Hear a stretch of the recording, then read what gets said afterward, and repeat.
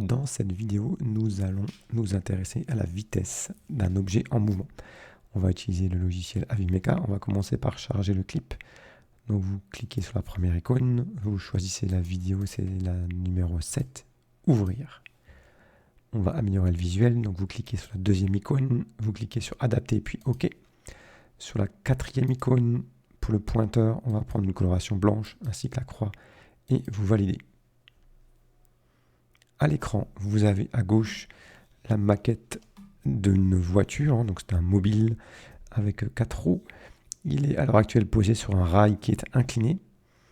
Et vous voyez à droite, dans la partie horizontale du rail, il y a une couche de sable dont on verra le rôle plus tard. On va commencer par la première phase du mouvement qui est la descente le long du rail. Donc nous allons pointer les positions du mobile repérées par le plus qui a été tracé au feutre toutes les 0,1 secondes. On ne va pas commencer à la première image, on va commencer à l'image numéro 13. Donc ça se passe en bas ici. Vous allez cliquer pour vous placer à l'image numéro 13 qui correspond au début du mouvement. Il y a une valeur de 0,4 secondes. Donc on va enregistrer les positions de ce mobile toutes les 0,1 secondes. Donc je clique ici. Ensuite je ne reclique pas parce que je ne suis pas au bon temps. Il faut que je me mette à 0,5 secondes. Alors pour ça, première solution, c'est cliquer en bas ici pour avancer image par image jusqu'à arriver à 0,5 secondes. Et ensuite, on repère la nouvelle position.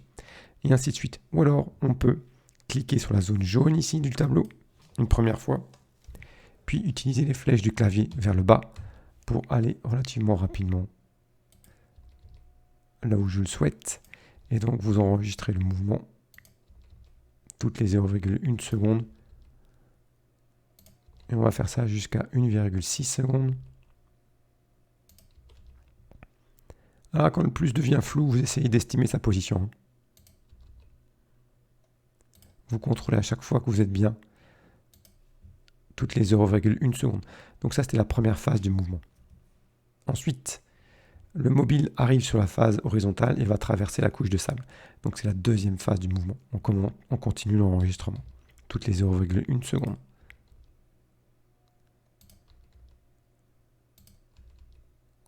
Jusqu'à l'image numéro 64. Donc ça correspond ici au temps de 2,1 secondes. Voilà, l'enregistrement est fait. Maintenant, nous allons l'exporter dans le tableur pour pouvoir traiter tout ça. Donc vous cliquez sur la 7e icône.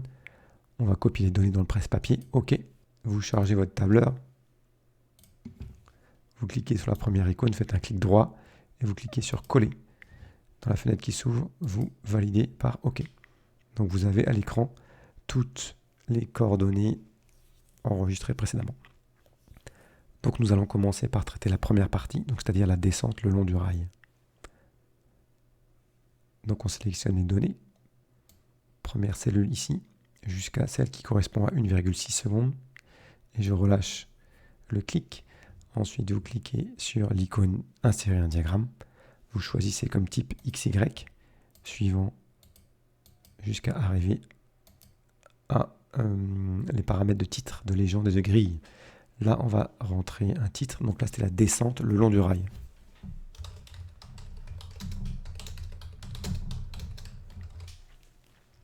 On décoche la légende ainsi que l'axe Y. On clique sur terminer. Je vais juste décaler la zone du graphique. Voilà. On va améliorer le visuel. Donc on va survoler un des points. On fait un clic droit, formater la série de données.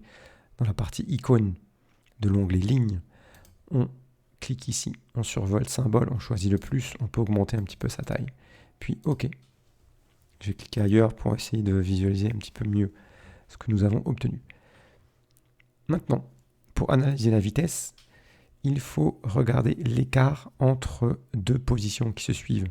Donc l'écart entre ces deux plus, puis celui-là, puis celui-ci, etc. Comment évolue l'écart au fur et à mesure de la descente le long du rail?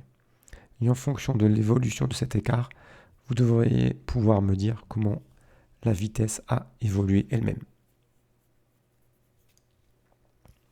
Ensuite, nous allons étudier la deuxième partie du mouvement. Donc il s'agit de la traversée du sable. Donc nous allons faire un deuxième graphique. Donc ça a commencé à 1,7 secondes, donc je place mon curseur ici, je clique et je glisse jusqu'au dernier point ici. J'ouvre à nouveau un diagramme, je fais comme avant. Je rentre un nouveau titre, donc c'est traversée du sable.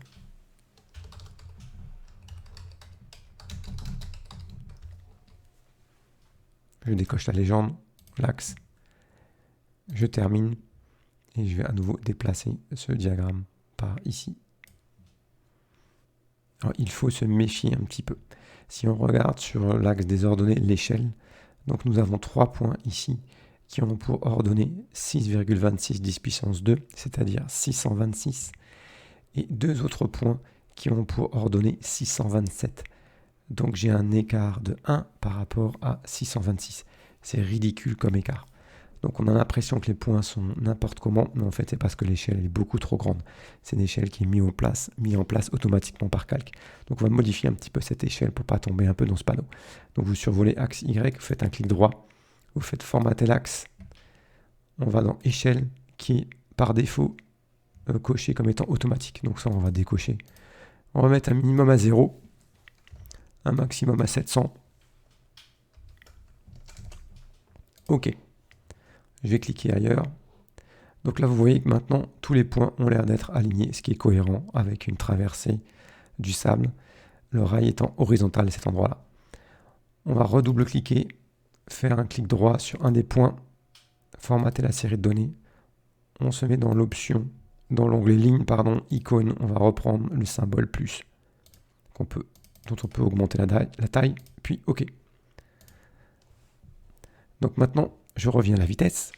On va à nouveau comparer l'écart entre deux positions qui se suivent. Donc cet écart-là, puis celui-ci, puis celui-ci, puis celui-ci. Comment évoluent les écarts au fur et à mesure de la traversée du sable? Et en fonction de cette évolution, vous devez à nouveau savoir comment évolue la vitesse du mobile lors de la traversée du sable.